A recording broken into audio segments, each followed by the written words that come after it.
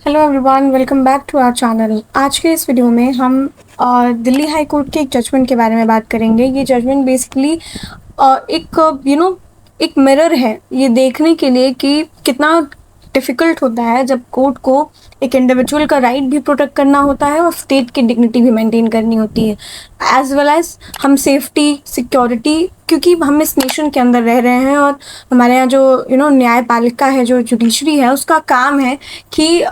वो अपने डिसीजन से इंडिविजुअल्स के राइट को भी प्रोटेक्ट करे और इसके साथ ही देश में भी डिग्निटी, देश की सिक्योरिटी और सेफ्टी को भी इंश्योर करे। इसी चीज़ को ध्यान में रखते हुए जो रीसेंट जजमेंट है, हम बात कर रहे हैं Delhi right criminal conspiracy case 2020 की। आपको भी पता है कि दिल्ली राइट जो हुआ था 2020 के टाइम का, उसमें दो प्रोमिनेंट नाम हैं। वैसे तो बहुत सारे लोगों के नाम थे इसके अंदर और टाइम बिंग लोगों को बेल मिलती भी गई है, लेकिन दो ऐसे नाम एग्जाम्पल के तौर पर उमर खालिद या शारदुल इमाम और उनके अलावा 9 और ऐसे लोग हैं जिन्होंने रिसेंटली फिर से मैं बोलूँगी कि बेल पिटिशन डाली है, बेल के लिए पिटिशन डाली है। इसके पहले भी उन्होंने 2023 में, 2024 में, 2022 में डिफरेंट टाइम्स में डिफरेंट समय में बेल की पिटिशन डाली, लेकिन वो जो पिटिशन है वो खारिज कर दी गई, उसको रद्द कर दिया गया। ये वीडियो किसी भी तरीके से किसी को भी जो आप कहते हैं कि किसी का साइड नहीं डिफ्रेंशिएट कर रहा है, किसी का साइड की तरफ नहीं जा रहा है, बट एक पैरेलल चीज़ बताना जो है वो मोटिव है इस वीडियो के पीछे कि कैसे सुप्रीम कोर्ट, कैसे हाई कोर्ट, कैसे हमारा जस्टिस सिस्टम जो है वो काम करता है और कैसे चीज़ों को बैलेंस करता है, और शायद उसको बैलेंस करना थोड़ा डिफ़िकल्ट भी है।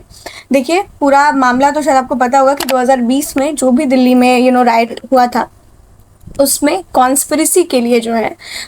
इन सब लोगों को जिम्मेदार ठहराया गया था और ये 2020 से लगभग जेल ही में है। अगर अभी की बात करें तो एज सच कोई ट्रायल स्टार्ट नहीं हुआ है टिल डेट, यानी 2020 से हम 2025 में, और इन 5 सालों में जो ये आरोपी हैं ये अभी जेल में ही है। ट्रायल स्टार्ट नहीं हुआ है, चार्जशीट फाइल करने की प्रोसेस अभी चल रही है। मतलब अभी जिसको आप कह सकते हैं कि किसी भी तरीके से प्रॉपर केस का इनिशिएशन नहीं हुआ है,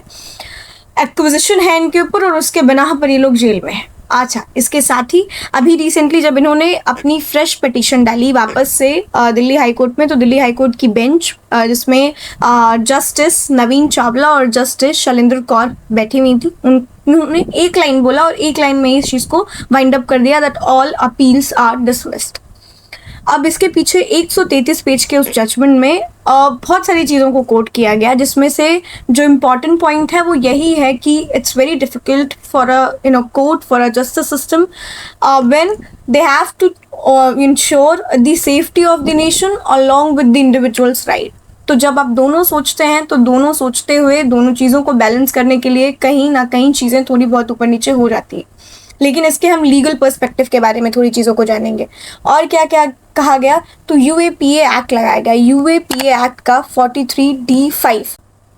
जो ये सेक्शन उसमें यूज़ किया गया है, उस सेक्शन के अगर हिसाब से हम बोलें तो इन जनरल आप देखते हैं कि बेल नॉट जेल वाला प्रोविजन लगाया जाता है, लेकिन जब ये पर्टिकुलर एक्ट या यूएपीए भी लग जाता है तो उसके बाद भी जो फंडा लगाते हैं, जो प्रिंसिपल फॉलो किया जाता है इस पर्टिकुलर एक्ट के लगने के बाद, वो जेल नॉट बेल वाला है। करेक्ट, यानी कि बेल जो है वो नेक्स्ट टू इम्पॉसिबल है, बहुत इम्पॉसिबल है अगर ये एक्ट लग रहा है तो। ठीक है। अच्छा, इसके साथ ही और क्या क्या पॉइंट रखा गया, कोर्ट का ये कहना था कि जो लगभग 3000 पेज की चार्जशीट फाइल की गई है और 30,000 पेजेस में इलेक्ट्रॉनिक डॉक्यूमेंट का एज एन एविडेंस देखा गया है, तो कोर्ट का ये कहना है कि देखिए, प्राइमा फेसी जो चीज़ें देखी जा रही है, प्राइमा फेसी का मतलब एट फर्स्ट साइट जो चीज़ें देखी जा रही है, उस हिसाब से जो मेन सब चीज़ के जिम्मेदार हैं वो यही दोनों पाए जा रहे हैं। मतलब एक्चुअल जो कॉन्स्पिरेटर्स हैं वो शारजिल इमाम, उमर खालिद और इनके जैसे जो भी लोग इसमें इन्वॉल्व हैं। कुछ लोगों ने फंड रेज किया, कुछ लोगों ने महिलाओं को इकट्ठा किया, कुछ लोगों ने ग्रुप बनाया और ऐसे डिफरेंट सेक्शंस में अपने काम बांटे और उसके बाद ही ये जो है पूरा एक्शन जो है वो एग्जीक्यूट किया गया, पूरा प्लान एग्जीक्यूट किया गया, ऐसा कोर्ट का कहना है। कोर्ट ने इस चीज़ को भी बहुत क्लियर कट बताया है कि देखिए, इस तरीके के इस चीज़ को प्रूव करने के लिए किसी भी तरीके के डायरेक्ट एविडेंसेस तो अवेलेबल एज ऑफ नाउ नहीं है, लेकिन जो मीटिंग्स हैं और जो व्हाट्सएप चैट हैं उनको हम सर्कमस्टेंशियल एविडेंस मानते हैं, और सर्कमस्टेंशियल एविडेंस मानते हुए उस एक चीज़ के बिना पर हम इनको दोषी मान रहे हैं, हम इनको ये मान रहे हैं कि ये इसमें प्राइम रिस्पॉन्सिबल पर्सन रहे हैं। यही एक बड़ा रीज़न है बेल को डिनाई करने का। इनका ये कहना है कि अगर हम इनको बेल ग्रांट कर देंगे तो ये नॉर्मल कोर्स ऑफ नेचर में भी लोगों के लिए भी ये ठीक नहीं होगा, क्योंकि बहुत सारे लोग उस पर्टिकुलर राइट में सफ़र किए हैं, बहुत सारे लोगों ने बहुत तरीके की लॉस बियर किए हैं। तो अगर आप रिलीज़ करिएगा इनको तो ये उनके साथ भी गलत होगा, तो हमको उनका भी ध्यान रखना है। साइमल्टेनियसली ये खुद एक इंडिविजुअल्स है और अभी कोई चीज़ प्रूव नहीं हुई इनके अगेंस्ट, तो इनके भी फंडामेंटल राइट्स को इंश्योर करना, उनका ध्यान रखना और इनको प्रॉपर रिप्रेजेंटेशन मिले, इस चीज़ को भी इंश्योर करना जो है वो कोर्ट या संविधान का ही काम है। इसके अलावा क्योंकि 2020 में के ही टाइम पे एनआरसी और सीए, जिसको आप सिटीजनशिप अमेंडमेंट एक्ट बोलते हैं, उस टाइम पे आया था, उसके लिए भी इंसाइटमेंट टू एन ऑफेंस जिसको आप बोलते हैं, जो ऑफेंस पनिशेबल है आपके बीएनएस के अंदर, उसके लिए भी incitement for CA and NRC के लिए भी इनको रिस्पॉन्सिबल ठहराया गया है और बोला गया है कि वही कॉज रहा है कि पूरा दंगा भड़काया गया। इसके साथ ही क्रिमिनल कॉन्स्पिरेसी, क्योंकि बहुत ज़्यादा चर्चा हो रही है, क्योंकि यही एक ऐसी चीज़ है जिसके अंदर ये सब मामला डील किया गया। तो क्रिमिनल कॉन्स्पिरेसी हमारे बीएनएस के सेक्शन 61 में दी गई है, जो ये कहती है कि अगर 2 या 2 से अधिक लोग मिल करके,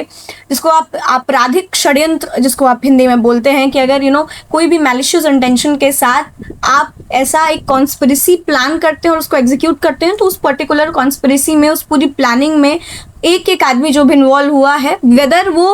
उस चीज़ को हाथ से किया हो या ना किया हो, अगर अवेलेबल है या इन्वॉल्व भी हुआ है, उस प्लानिंग का पार्ट भी है, तो भी वो इस सेक्शन के अंदर लायबल माना जाएगा। इस सब चीज़ जो दलील है वो हमारे यहाँ के solicitor general NASG Tushar Mehta ने भी दी है। इसके अलावा इन्होंने एक और रेफरेंस दिया गया, इन्होंने बोला कि पहले देवांगना, नताशा और आसिफ करके बहुत सारे ऐसे लोग थे जिनको छोड़ा भी गया है।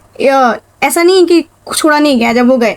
बट जब छोड़ा गया तो कोर्ट ने इस चीज़ को प्रिसाइज किया था कि इस पर्टिकुलर जजमेंट में जो भी चीज़ लिखी जा रही है, इस जजमेंट को आप एज अ प्रेसिडेंट आगे यूज़ नहीं कर सकते। तो अगर किसी ऐसे इन्वॉल्व हो रहे लोगों को छोड़ा गया है, तो उस पर्टिकुलर जजमेंट को आप प्रेसिडेंट के तौर पर किसी भी अगले जजमेंट में इस्तेमाल नहीं कर सकते हैं। फिलहाल इस चीज़ को लेकर के नॉर्मल टर्म्स पे, ह्यूमन टर्म्स पे क्रिटिसाइज बहुत किया जा रहा है। प्रशांत भूषण जैसे रिनाउंड एडवोकेट्स जो हैं, सौरभ दास जैसे रिनाउंड जर्नलिस्ट जो हैं, वो बाहर निकल के आ रहे हैं और इस चीज़ को क्रिटिसाइज कर रहे हैं कि Modi government, because they are Muslim, so Modi government ने उनको इंटेंशनली रखा है और बहुत ज़्यादा पॉलिटिकल कनेक्शन, इसका मतलब हाईली पॉलिटिकली इन्फ्लुएंस्ड ये पूरा मामला है।